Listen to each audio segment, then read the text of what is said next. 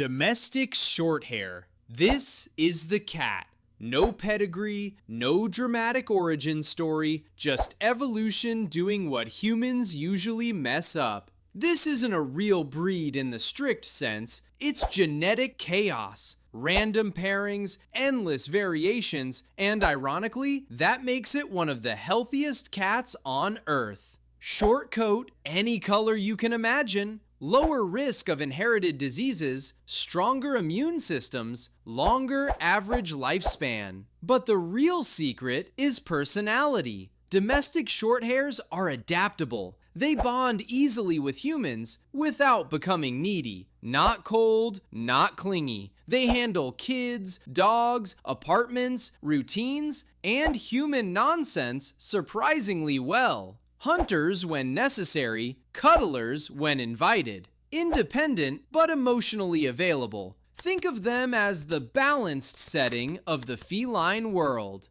The control group. Everything else is a modification. And humans, of course, got bored with balance, so we started redesigning cats for looks. Flattening faces, stretching bodies, breaking proportions, and the first luxury experiment? A cat so elegant, it struggles just to breathe.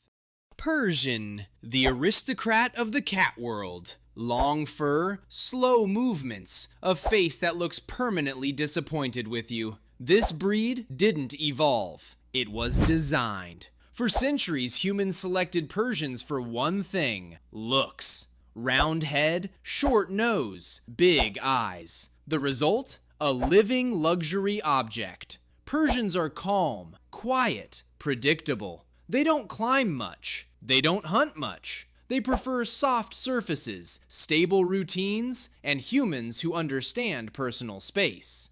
But that flat face comes at a cost. Compressed airways, breathing difficulties, eye infections, dental problems. Basically, every inhale is slightly harder than it should be. They're affectionate, but passive. Sweet, but fragile. A cat optimized for couches, not nature. The Persian is what happens when aesthetics beat biology. And humans didn't stop there. Because next, we asked a dangerous question. What if we made a cat huge?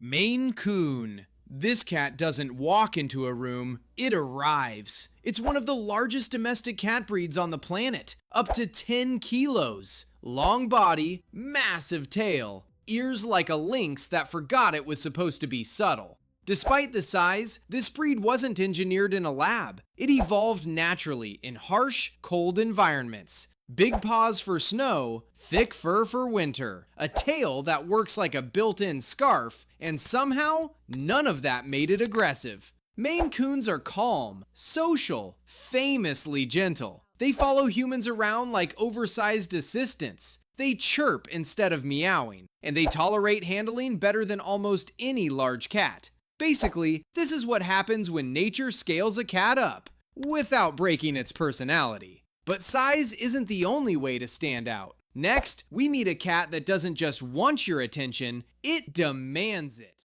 Siamese. Elegant, slim, blue eyes that stare straight into your soul. This cat doesn't live with humans, it lives for them. Siamese cats are among the most vocal breeds in the world. And no, they don't just meow, they complain. They argue, they announce their feelings, loudly. This breed bonds deeply with its humans, sometimes too deeply. They follow you. They demand attention. They hate closed doors. And loneliness? They take it personally. Highly intelligent, emotionally intense, easily bored. A Siamese left alone will find entertainment, and you probably won't like what it chooses. They're sleek, athletic, and curious. Built to climb, jump, and explore everything you hoped they wouldn't. This is not a background cat. This is a relationship. And if you think this is demanding, wait until we talk about a cat that looks wild and acts like it drank 3 energy drinks. Bengal. This cat looks like it escaped from a documentary. Spotted coat, muscular body, eyes locked in permanent hunt mode. And no, that's not just aesthetics. Bengals were bred using wild Asian leopard cats. The wild DNA stayed, very much stayed. This breed is fast, athletic, relentlessly curious. Bengals climb everything, open doors, turn sinks on, and treat your home like an obstacle course designed to be conquered. They're intelligent, sometimes too intelligent. A bored Bengal doesn't sleep, it invents problems. With humans, they're social and confident, but not submissive. They want interaction, stimulation, and respect. This is not a lap cat. This is a roommate with claws and opinions. People buy Bengals for the look, then realize they adopted a tiny predator running on caffeine. And somehow, we still managed to design a cat even weirder than this. One without fur. Sphynx. Yes, it's supposed to look like that. No fur, wrinkled skin, a body that feels like a warm peach, with opinions. Despite the alien appearance, this cat is extremely human-oriented. Sphynx cats crave attention. They follow you. They climb on you. They sleep on you because they need your body heat. Without fur, they burn calories faster just to stay warm, which means more food, more energy, and more constant movement. They're playful, social, and surprisingly loud. Not Siamese loud, but emotionally expressive. This is not an independent cat. This is a living hot water bottle with separation anxiety. They love humans. They hate being alone. And they will absolutely sit on your keyboard while you're working. People think the Sphynx is fragile. It's not. It's demanding. But after all this chaos, what if we designed a cat that simply shuts down in your arms? Ragdoll. The name is not metaphorical. Pick this cat up, and it goes limp.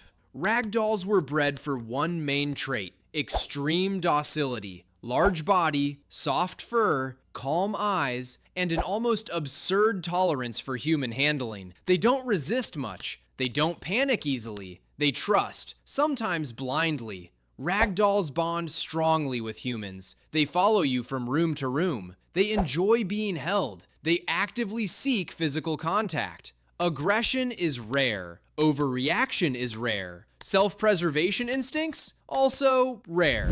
This makes them incredible companions. Gentle with kids, patient, predictable. But it also raises a quiet question. When a cat doesn't fight back, is that love? Or is it design? Because when humans selectively breed animals for softness, the line between affection and fragility gets thin. And that brings us to the final cat. One that looks cute, innocent, and hides a genetic price tag behind its ears.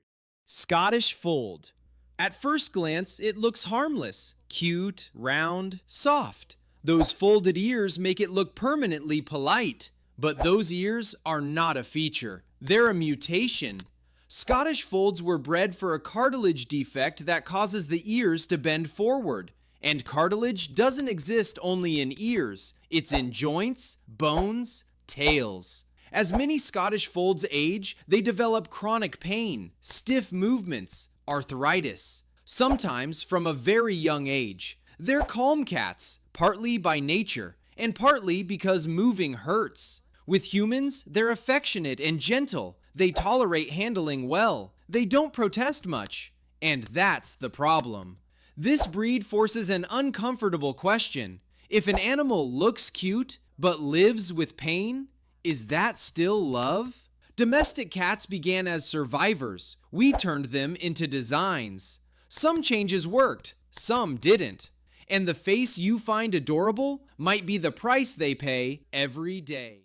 If you watched all the way to the end, make sure to subscribe, drop a like, and hit the bell. And now tell me, which one of these is yours?